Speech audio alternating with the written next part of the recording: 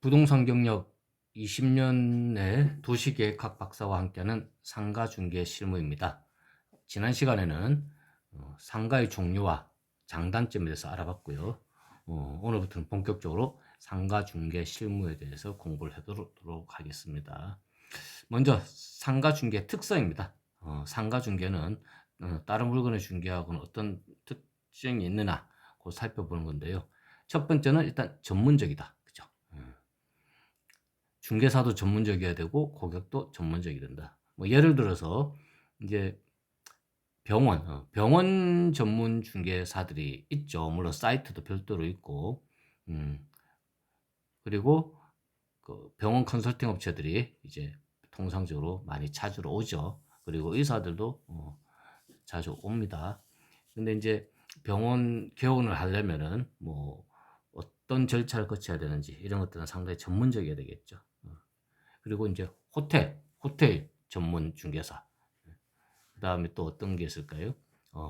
위락시설 전문 중개사. 이렇게 각 분야별로 전문성을 띄어야 된다는 특성이 있습니다. 두 번째는 다양성입니다. 다양성. 아까 전문적인 게 병원, 위락시설, 호텔 뭐 이렇게 쭉 전문적으로 있지 않습니까? 얘들을 다 모아놓으면 다양하겠죠, 그죠? 중개사, 고객, 업종 전체를 다양하게 봐야 되고요. 상간주의 큰 특성은 기밀성입니다. 기밀성. 뭐 내 주변에서 횟집을 운영하다가 조용히 이제 중개사를 찾아오죠. 중개사님, 이 횟집 소리 소문내지 말고 한번 팔아주세요. 이제 이렇게 이야기를 합니다. 그 횟집 주인 입장에서는 만약에 자기 물건이 밖으로 나갔다 그랬을 때는 무조건 경쟁업체에서 이상한 소문을 내죠. 저 횟집 망해서 나가는 거야. 그래서 물건 내놨대. 이런 식으로 이제 디스를 하는 거죠, 일종의. 그래서 상가는 절대적으로 조용히 작업해달라는 많이 합니다, 그죠? 그리고 우리 중개사 입장에서도 뭐 좋은 거예요. 물건이 막 다 퍼져 있으면 A 부동산, B 부동산, C 부동산 전부 다 경쟁해서 이제 물건을 팔아야 되잖아요. 근데 조용히 나한테만 팔아달라고 오는 거는 내 입장에서도 기밀성 유지하면 나한테 유리한 것이니까 고객이나 중개사나 기밀성을 유지하면서 이제 물건 거래를 하는 거죠. 그래서 이제 전속 중개의 가능성이 높은 게 상가 중개의 특성입니다. 그리고 네 번째는 이제 복잡성입니다. 복잡성. 법규나 행정 절차 매우 복잡하죠. 뭐 예를 들어서 학원 같은 경우는 학원 설립법 근거 법령이 있어야 되고요.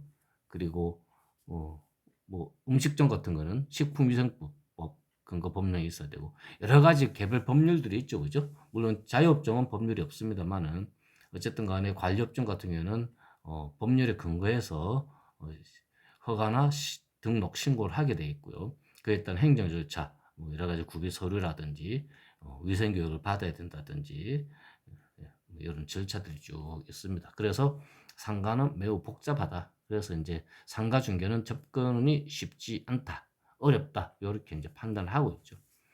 하지만 이런 네 가지 전문성, 다양성, 기밀성, 복잡성을 두고라도 상가 중개를 포기하시면 안 된다. 왜?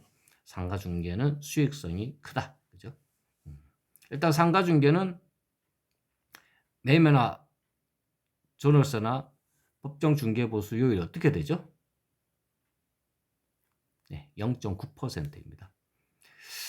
우리가 아파트를 중개를 할 때는요, 아파트가 이제 15억 이상이면 0.7% 정도 되죠. 그리고 0.7이 최대치고 0.6, 0.5, 0.4, 0.4 이렇게 내려가는데 뭐 20억짜리 아파트를 판다고 해서요, 뭐 0.7이 상한율이지만 통상 0.5% 범위 내에서 이제 협상을 하게 돼 있죠. 뭐 그게 현실입니다. 그래서 중개보수요율로 봐서는 상가가 뭐 다른 기타 물건도 마찬가지겠지만 0.9%를 받을 수 있기 때문에 수익성은 보장이 된다. 그리고요, 상가 중개에 따른 중개 보수 같은 경우는 그렇게 잘 깎이지 않아요.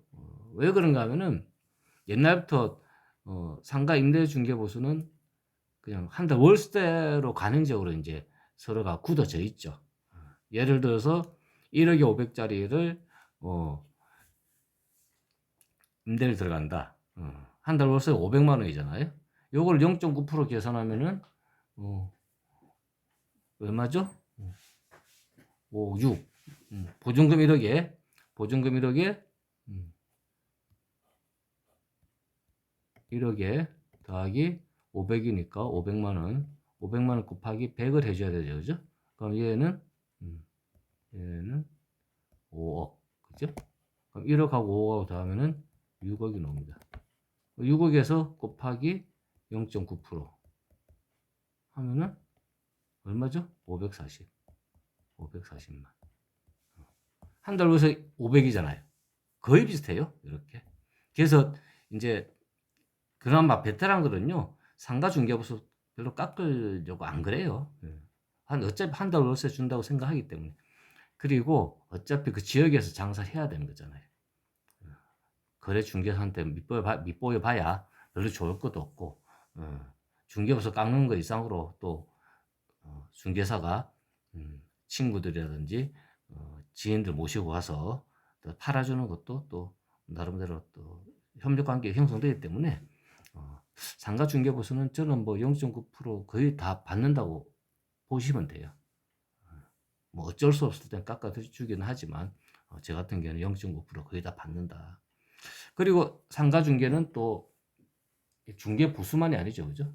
권리금이라는 큰 또 뭐 우리 공인중개사법의 중개 대상물은 아니지만 우리가 거래할 수 있는 아주 큰 대상물이죠. 뭐 컨설팅 용역 대상이라고 보면 되는데, 뭐 최근 성남 어린이집 사건 판례 때문에 지금 권리금 계약은 중개사가 하지 못한다. 이제 대법원 판례가 나왔죠. 요것 때문에 조금 위축될 수는 있습니다만은 권리금 부분은 중개 보수 상한선이 없죠.